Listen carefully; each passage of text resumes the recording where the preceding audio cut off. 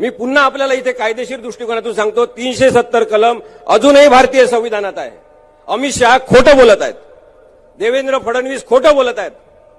370A आणि 370B असे दोन भाग आहेत. 370B यांनी केवळ निष्प्रभ केलेला आहे, 370B काढून टाकलेला आहे. त्याच्यामध्ये असं होतं की जम्मू काश्मीरमध्ये इतर राज्यातला कोणी माणूस जाऊन परवानगीशिवाय जमीन विकत घेऊ शकत नाही. आणि आता आपण जमीन विकत घेऊ शकतो. किती भारतीय लोकांनी जमीन विकत घेतली? 3 जणांनी जमीन विकत घेतली आणि सगळ्यात जास्त जमीन कोणी विकत घेतली?